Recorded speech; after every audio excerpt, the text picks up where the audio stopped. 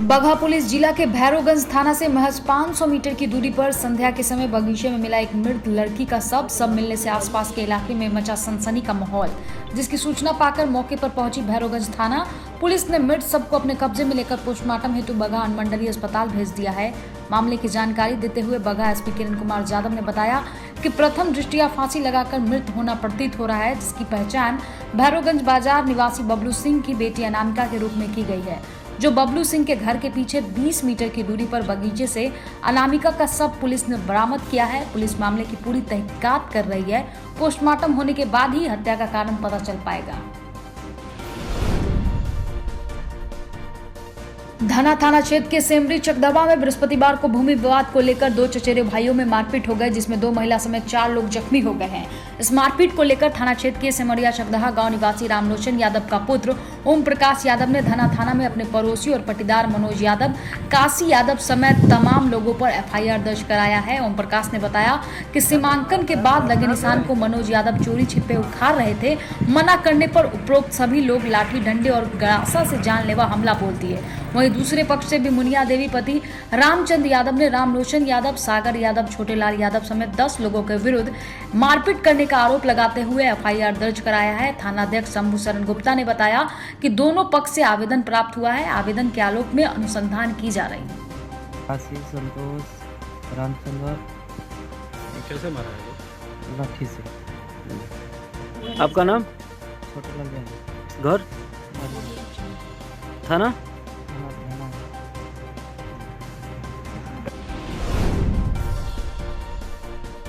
मझौलिया के रमपुरबा महंगा panchayat ward number 2 के राकेश ठाकुर, जिनकी उम्र महज 28 वर्ष थी, इलाज के दौरान उनकी मौत हो गई। घटना उस समय घटी जब राकेश सरसेवा से अपनी सैलून दुकान बंद कर शाम में अपने घर लौट रहे थे। उसके साथ बगम्बर निवासी उसका दोस्त दयानंद भक्त भी था। धनकुटवा शिव मंदिर के आसपास उसके पीछे से सिर पर लोहे के रड से प्रहार कर हमलावर भाग खड़े हुए। गहरी चोट होने के कारण जख्मी राकेश ठाकुर को इलाज के लिए बेतिया ले जाया गया। स्थिति चिंताजनक देख डॉक्टरों द्वारा पटना रेफर किया गया। इलाज के दौरान उनकी मौत हो गई है। सब आते ही परिजनों में कोहराम मच गया है।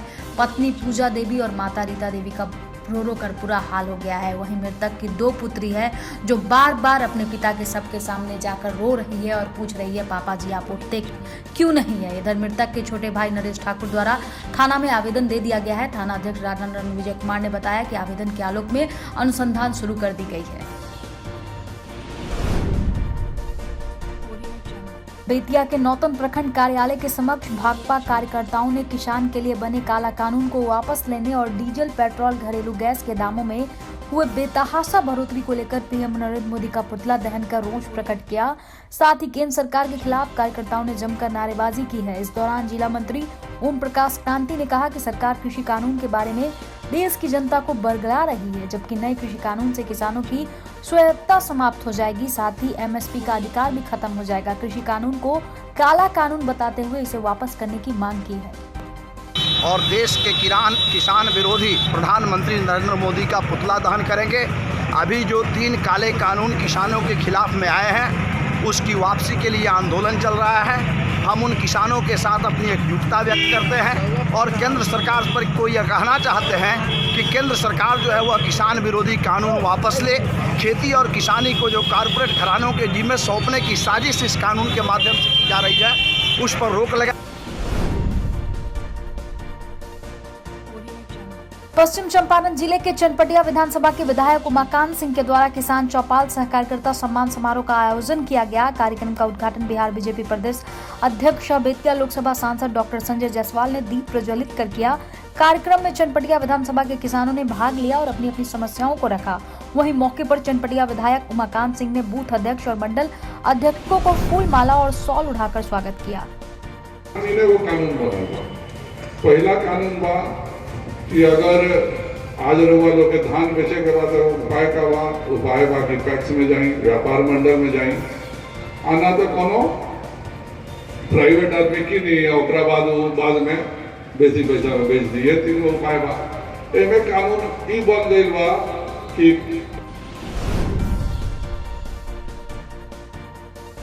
बगहा डीएसपी ने धना थाना का किया औचक निरीक्षण। बगहा डीएसपी कैलाश प्रसाद बृहस्पतिवार को धना थाना का औचक निरीक्षण किया। इस क्रम में उन्होंने आवश्यक दस्तावेजों की गहन जांच पड़ताल करते हुए थाना अध्यक्ष प्रभारी शंभू शरण गुप्ता को कई आवश्यक दिशा निर्देश दिया।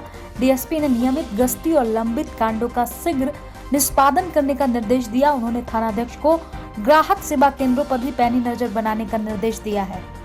अभी जो है मैं थाना आया था और थाने में केस का रिव्यू किया हूँ और किस केस में क्या अनुसंधान बाकी है उससे संबंधित यथाशीघ्र पूरा करने का निर्देश भी दिया हूँ।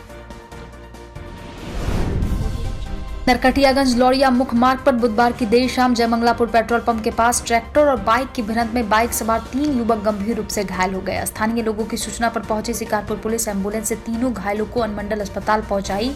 वहीं इलाज के दौरान करण और आकाश की हालत नाजुक बताई जा रही है, जिसे प्राथमिक उपचार के बाद बेतिया रेफर कर दिया गया है। घायलों की पहचान सहोदरा थाना के प्रेमनगर निवासी करण कुमार, आकाश कुमार और राजा कुमार के रूप में की गई है। वहीं घायल राजा कुमार ने बताया कि लौरिया से शादी समारोह से अपने घर वापस जा रहे थे, तभी पेट्रोल पंप के पास तेज गति से आ रही ट्रैक्टर उनकी बाइक से जा टकराई। शिकारपुर थाना अध्यक्ष कृष्ण कुमार गुप्ता ने बताया कि सूचना पर गश्ती दल को भेज घायलों को इलाज के लिए भेजा गया है। ट्रैक्टर चालक फरार है, मामले की छानबीन की जा रही है।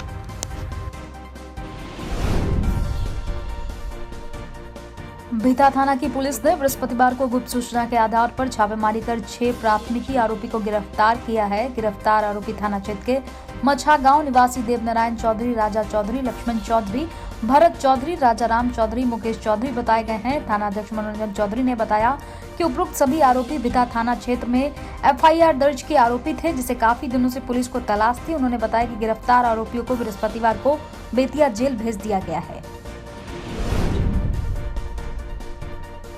1 जनवरी 2021 को 18 वर्ष आयु पूरी करने वाले युवाओं और महिला मतदाताओं का नाम मतदाता सूची में जोड़े, कहा जिला अधिकारी कुंदन कुमार ने। कहा कि दिनांक 1 जनवरी के अर्हता तिथि के आधार पर मतदाता सूची का विशेष संक्षिप्त पुनरीक्षण कार्य दिनांक 16 दिसंबर से प्रारंभ हो गया है। 1 जनवरी 2021 को 18 वर्ष आयु पूरी करने वाले युवाओं और महिला मतदाताओं का नाम मतदाता सूची में युद्ध स्तर पर जोड़ने की कार्रवाई सुनिश्चित की जाए। उन्होंने कहा कि विशेष अभियान दिवस 27 दिसंबर और 10 जनवरी को बूथ लेवल पर बीएलओ की उपस्थिति में मतदाता सूची में नाम जोड़ने, हटाने आदि कार्य अनिवार्य रूप से कराना सुनिश्चित किया जाए।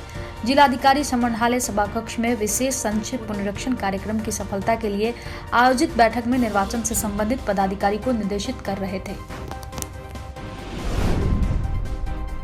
हमारे समाज का एक बड़ा तबका अनियमित खान पान और भागदौड़ वाली जीवन शैली की वजह से आज मधुमेह जैसी घातक बीमारी से जूझ रहा है। ऐसे में डायबिटीज से जंग लड़ने को लेकर पश्चिम चंपारण के किसान ने कमर कस ली है और मधुमेह रोगियों को स्वास्थ्य सुधारने के मद्देनजर ऐसे खाद्य पदार्थों की खेती कर हर सीजन एक नए कीर्तिमान रच रहे हैं, जिससे कुछ हद तक मधुमेह पर काबू पाया जा सकता है। जी हां, हम बात कर रहे हैं पश्चिम चंपारण जिला के रामनगर अंतर्गत हरपुर गांव के निवासी विजय गिरी की, जिन्होंने डायबिटीज बीमारी के खिलाफ जो सत्याग्रह छेड़ा है उसके तहत इन्होंने पहले ब्लैक राइस, ब्लैक गेहूं, मैजिक राइस की खेती की और अब यहाँ रूसी जामुनी आलू का एक प्रभेद लाया है, जिसको ब्लैक पोटैटो भी कहा जाता है।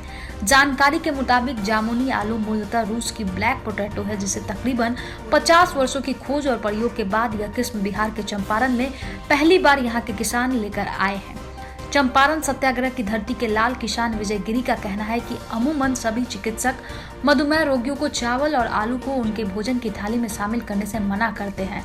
यही सोचकर उन्होंने ऐसे खाद्य पदार्थों की खोज और जुगाड़ कर इसकी खेती को बढ़ावा दिया है, जिसे मधुमेह रोगी बिना डर भय के भी पहले चावल और अब जामुनी आलू खा सकते हैं। सबसे बड़ी खासियत है कि इस जामुनी आलू को खाने से उनका शुगर लेवल कंट्रोल रह सकता है।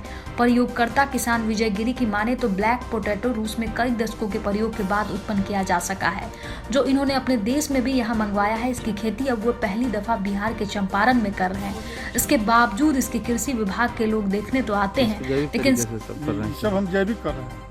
जैविक से हम लोग का अपना स्वास्थ्य भी ठीक रहेगा, हमारी मृदा भी ठीक रहेगी और आने वाले जनरेशन को भी हम लोग कुछ देंगे। और मेरा किसानों से भी आग्रह है कि वो लोग भी जैविक पर आ रहे हैं। और उस समय चला गया रासायनिक खादों का, जैविक कीजिए और स्वस्थ रहिए। बेगूसराय के बरौनी रिफाइनरी में मनाए जा रहे सुरक्षा सप्ताह के क्रम में आज सीआईएसएफ द्वारा सुरक्षा उपकरणों की प्रदर्शनी लगाई गई, जिसका उद्घाटन कार्यपालक निदेशक सह रिफाइनरी प्रमुख शुक्ला मिस्त्री ने किया। प्रदर्शनी में सुरक्षा बलों द्वारा प्रयोग किए जाने वाले हथियारों, बम निरोधक दस्ता द्वारा उपयोग में लाए जाने वाले उपकरण लगाए गए थे, साथ ही स्वान दस्ता को भी रखा गया था। प्रदर्शनी का रिफाइनरी के अधिकारियों, कर्मियों और ठेका श्रमिकों ने अवलोकन किया और जानकारी प्राप्त की। इस मौके पर सीआईएसएफ बरौनी रिफाइनरी यूनिट के उप समदेष्टा आर.के. सिंह भी उपस्थित थे। कृषि विज्ञान केंद्र माधोपुर में उर्वरक प्रबंधन विषय पर 15 दिवसीय प्रशिक्षण का आयोजन किया गया। कार्यक्रम का शुभारंभ कृषि विज्ञान केंद्र नरकटियागंज के वर्गीय वैज्ञानिक डॉक्टर आर.पी. सिंह के द्वारा दीप प्रज्वलित करके किया गया। Doctor S K. गंगवार ने कहा कि सरकार ने उर्वरक अनुज्ञप्ति के लिए 15 दिवसीय प्रशिक्षण को अनिवार्य किया है, ताकि उर्वरक विक्रेता किसानों को सही सलाह दे सके। मुख्य अतिथि डॉक्टर आर.पी. सिंह ने कहा कि ग्रामीण बेरोजगार युवाओं के लिए यह बहुत ही सुनहरा अवसर है।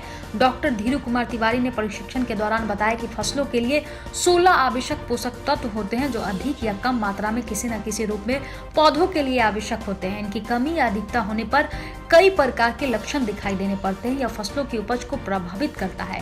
कार्यक्रम का संचालन डॉक्टर प्रवीण कुमार मिश्र ने किया और डॉक्टर कुमारी सुनीता ने धन्यवाद ज्ञापन किया। मौके पर अवधेश कुमार, प्रदीप कुमार, संजीत कुमार सहित कई गण्यमान्य शामिल हुए।